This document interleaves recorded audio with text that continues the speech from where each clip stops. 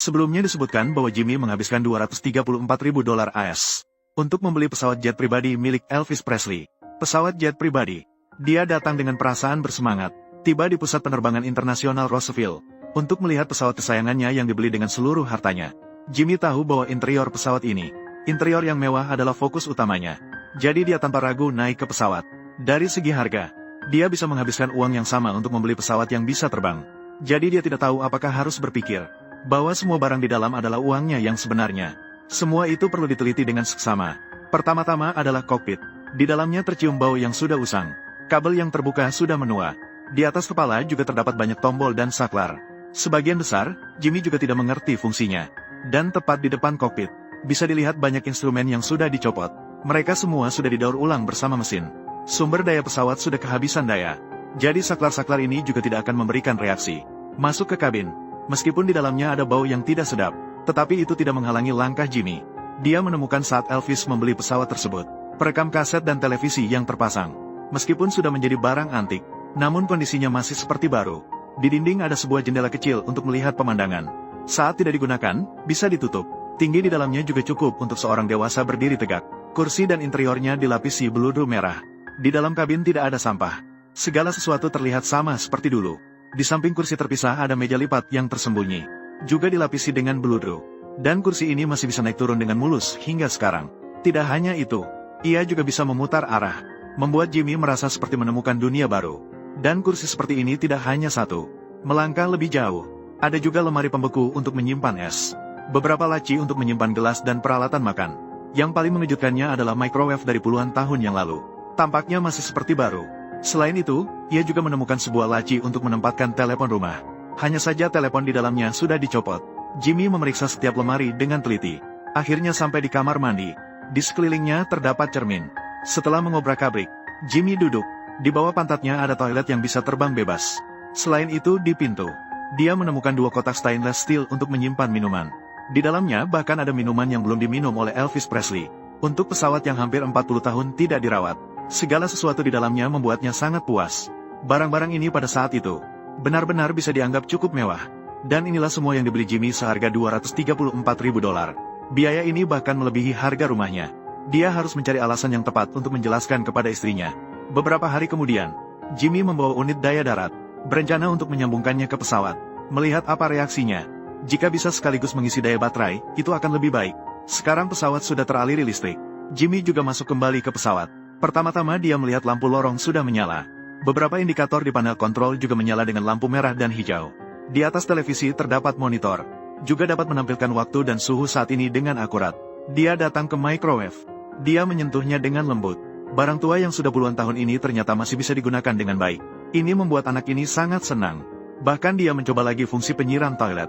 Menyalakan lampu di dalam pesawat. Seketika suasana menjadi hidup. Bahkan bola lampu pun tidak ada yang dikembalikan. Saat itu radio juga sudah dinyalakan. Hanya saja tidak ada siaran yang diterima. Mesin rekaman di bawah juga menyalakan lampu. Sekarang tinggal melihat apakah televisi bisa dinyalakan. Setelah menekan tombol secara acak, televisi mulai menampilkan salju. Jimmy juga langsung memanggilnya dengan akrab. Senang seperti seorang anak. Saya rasa tidak banyak dari kalian yang pernah melihat televisi hitam putih seperti ini. Dia menemukan headphone di pesawat. Hanya saja tidak ada suara yang terdengar. Dan di luar kabin, lampu pendaratan di depan kotak memori juga menyala dengan normal. Akhirnya dia mencari informasi. Mulai mempelajari kokpit. Namun ini pasti tidak ada artinya. Ingin membuat pesawat ini terbang lagi.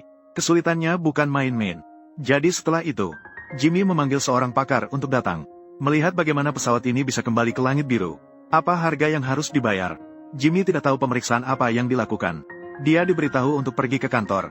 Dari ekspresinya, sudah jelas bahwa situasinya agak rumit. Pakar mulai mencantumkan rincian.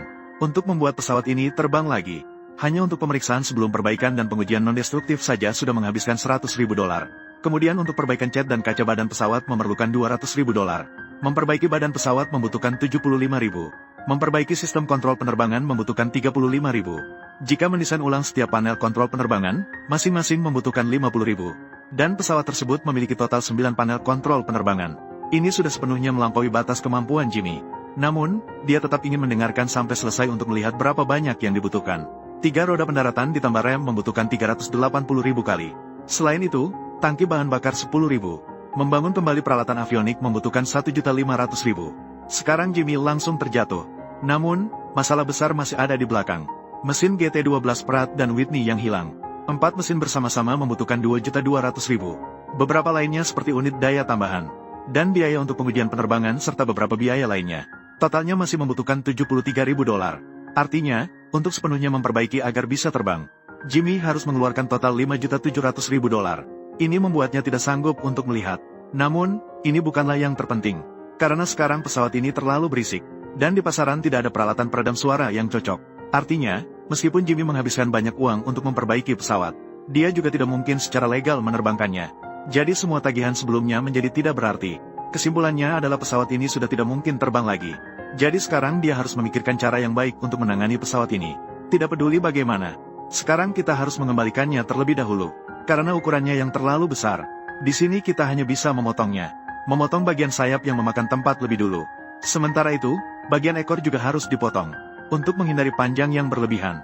Selanjutnya, kita bisa menggunakan truk berat untuk mengangkutnya. Sepanjang perjalanan, banyak orang yang memperhatikan. Dalam perjalanan pulang, Jimmy juga sempat mampir ke tempat di mana 2 pesawat Elvis diparkir. Ini juga bisa dianggap sebagai reuni 3 pesawat yang dulunya milik orang yang berbeda. Hanya saja karena tidak ada pemberitahuan sebelumnya. Mereka hanya bisa singgah sebentar di sini sebelum pergi. Jimmy sudah menyiapkan gudang sebelumnya. Selanjutnya, kita langsung pulang. Truk perlahan-lahan mundur ke area kosong. Sekarang belum tahu apakah gudang bisa menampung benda ini. Ban pesawat belum dicopot.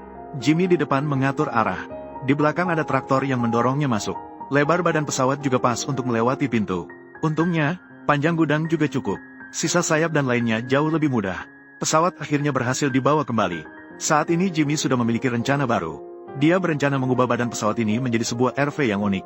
Saat itu, istrinya juga datang. Untungnya, dia adalah penggemar setia Elvis Presley. Jika tidak, ini akan sulit dijelaskan. Istrinya melihat pesawat yang sudah terhenti.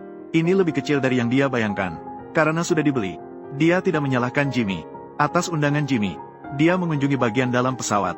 Dia juga sangat puas dengan hal itu. Semua interior dan fasilitas di dalam ini harus sepenuhnya dipertahankan oleh Jimmy. Tidak perlu melakukan perubahan apapun. Sementara itu, bagian lainnya dibongkar oleh Jimmy. Tindakan ini juga menimbulkan ketidakpuasan banyak orang. Mereka beranggapan bahwa dia sedang menghancurkan peninggalan Raja Rock and Roll. Namun, Jimmy memiliki rencananya sendiri. Dia memotong bagian-bagian yang sama sekali tidak berguna ini menjadi potongan kecil. Sementara itu, barang-barang yang mungkin berguna seperti tangki bahan bakar disimpan. Selain itu, dia juga meminta seseorang untuk mencari beberapa panel instrumen. Untuk mengisi kekosongan di kokpit yang telah dibongkar. Bagian lainnya hanya perlu dibersihkan dan diperbaiki sedikit.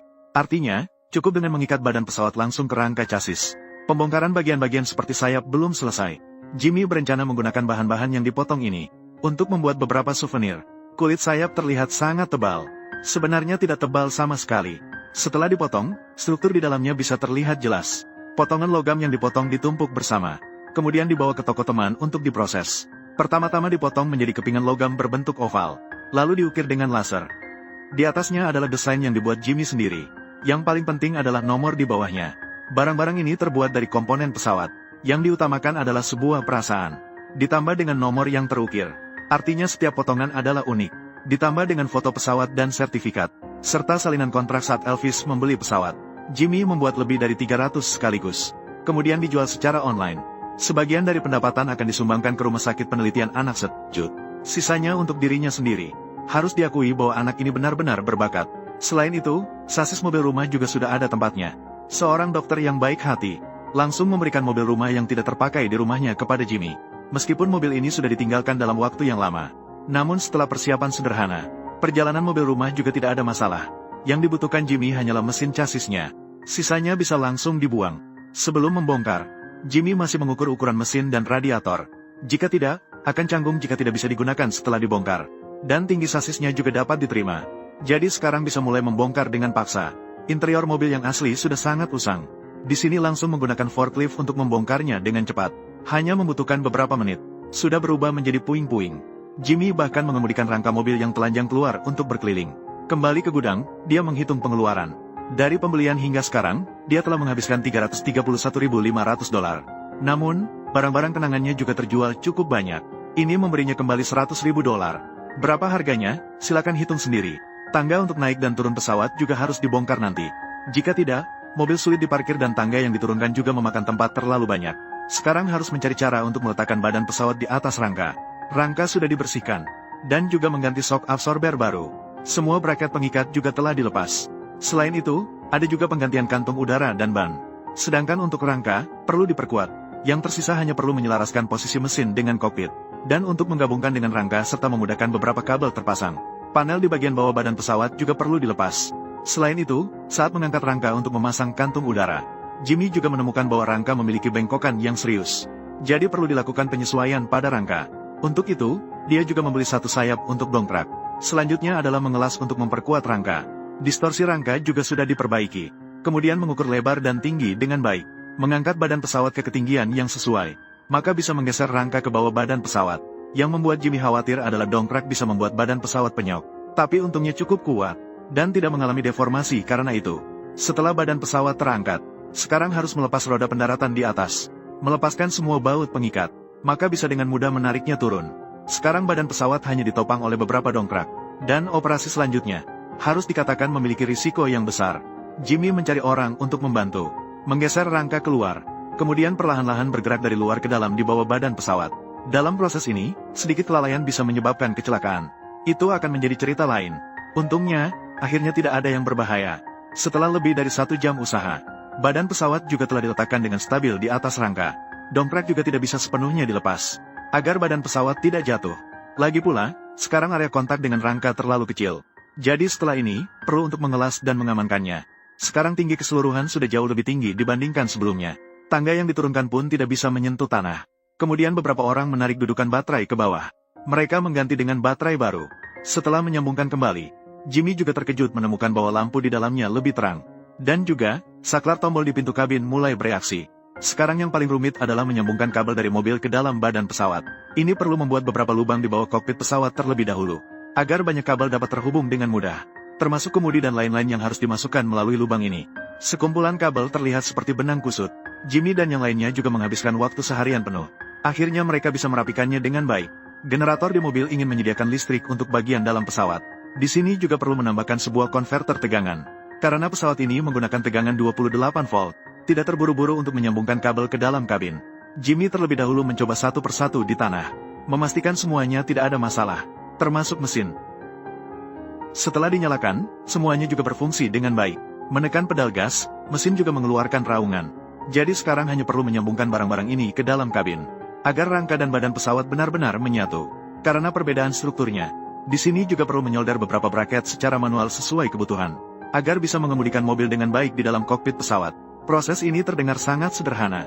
Namun sebenarnya, Jimmy dan yang lainnya membutuhkan waktu seminggu untuk menyelesaikannya. Setelah itu, masih harus melalui pengujian yang terus-menerus. Sekarang sudah bisa langsung dinyalakan di dalam pesawat. Poros kemudi juga sudah terpasang. Bisa dengan mudah mengubah arah. Bahkan maju mundur sudah tidak ada masalah. Bisa dibilang, selama kondisinya memungkinkan. Sekarang bisa keluar jalan dan mencoba berkendara. Jimmy juga tidak sabar untuk duduk di dalam kokpit. Perlahan-lahan membawanya ke halaman. Pengalaman mengemudinya tidak bisa dibilang sangat baik. Tapi siapa yang bisa menolak bisa mengemudikan pesawat di darat. Namun sebelum di jalan, Jimmy memanggil teman dari Departemen Transportasi untuk melihat apakah raksasa ini bisa legal di jalan. Jika ada masalah, dia juga bisa memberikan informasi berguna untuk penyelidikan. Pertama-tama, harus mengukur panjang, lebar, dan tinggi. Setidaknya, barang-barang ini tidak boleh melebihi ketentuan. Dia memberitahu Jimmy bahwa panjangnya mungkin ada sedikit masalah. Namun, dalam kasus seperti dia, dapat mengajukan permohonan untuk beberapa pengecualian tambahan kepada pihak berwenang. Dia juga akan memberitahu secara rinci tentang apa yang harus dilakukan. Mengenai masalah prosedur tertentu, Jimmy harus mengurusnya sendiri. Tidak lama kemudian, Jimmy mengetahui bahwa dia bisa mulai berkendara. Ini membuatnya sedikit gugup, karena hal pertama yang harus dilakukan sekarang adalah mengirimkan kendaraan besar ini untuk pemrosesan eksterior dan panel samping. Penampilannya sekarang terlihat terlalu kasar. Namun, bagaimanapun juga, Jimmy tetap melakukan semua yang diperlukan untuk mengemudikannya. Dia menyalakannya. Dia perlahan-lahan keluar dari gudang. Kemudian dia memulai perjalanan pertamanya di jalan. Karena sekarang tidak ada kaca spion, Jimmy hanya bisa mengeluarkan kepalanya dari jendela untuk melihat. Dari jauh, itu terlihat seperti mobil misil yang mendekat. Dia melaju ke jalan. Kecepatannya mulai meningkat. Untungnya, jarak ke tujuan hanya beberapa blok. Dia segera sampai. Dia akan menutupi roda dan rangka di sini. Dia mendapatkan jaminan dari bos. Jimmy baru merasa tenang dan pulang. Ketika dia datang lagi, sudah seminggu kemudian. Bisa dilihat bahwa rangka dasar sekarang sudah selesai dilas. Setelah itu, kita perlu menambahkan panel stainless steel di atasnya. Seminggu kemudian, ketika Jimmy datang lagi, panel-panelnya sudah hampir semua terpasang. Hanya saja lapisan pelindung di atasnya belum dilepas. Bagian mesin dirancang dengan penutup yang bisa dibuka, memudahkan perawatan di kemudian hari. Bagian yang terhubung dengan bodi juga telah diperkuat. Roda dan rangka semuanya dibungkus di dalamnya. Awalnya ada celah yang ditinggalkan setelah sayap dipotong. Sekarang sudah diperbaiki dan disegel. Sekarang terlihat jauh lebih baik daripada sebelumnya. Bagian ekor yang terbuka juga telah disegel. Yang berbeda adalah di atas dirancang sebuah pintu besar. Ini juga untuk memudahkan perawatan. Dan yang paling memuaskan Jimmy adalah bagian depan mobil, yang selaras dengan kepala pesawat, juga dirancang dalam bentuk peluru. Dengan cara ini, tidak akan terlihat terlalu mencolok. Lubang di kedua sisi adalah untuk memasang lampu depan yang sudah disiapkan. Dan sekarang para pekerja sudah mulai mengamplas catnya. Pola dan warna tetap sama seperti sekarang. Melakukan pengecatan ulang pada seluruh badan pesawat. Proses ini dan penanganan detail setelahnya. Sekitar 1 minggu lagi diperlukan.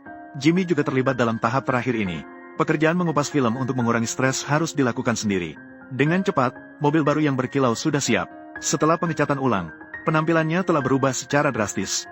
Badan pesawat kembali bersinar. Rangka mobil juga telah dibungkus dengan rapat, memancarkan kilau metalik. Lampu depan baru juga sudah dipasang. Bagian belakang juga telah diproses ulang. Ditambahkan lampu mundur dan lain-lain. Sisi samping juga didesain dengan penutup tangki. Untuk memudahkan berkendara, spion juga telah dipasang. Jimmy membuka pintu kabin. Sekarang sudah bisa langsung naik. Jadi tangga sudah dibongkar. Di dalam tetap mempertahankan bentuk aslinya. Hanya ditambahkan 1 monitor. Bisa melihat gambar dari kamera. Meskipun dekorasi interior perlu beberapa pembaruan. Tapi sampai di sini, mobil rumah yang dimodifikasi dari pesawat jet pribadi Elvis sudah hampir selesai dimodifikasi menjadi mobil rumah. Selanjutnya dia akan mengemudikannya menuju tempat-tempat berbeda untuk mengikuti pameran. Sepanjang perjalanan juga menarik perhatian banyak orang. Tujuannya adalah untuk membuat lebih banyak orang melihat interior pesawat Elvis yang dulu. Seperti apa bentuknya? Setiap tempat yang dikunjungi juga banyak orang yang masuk untuk melihat.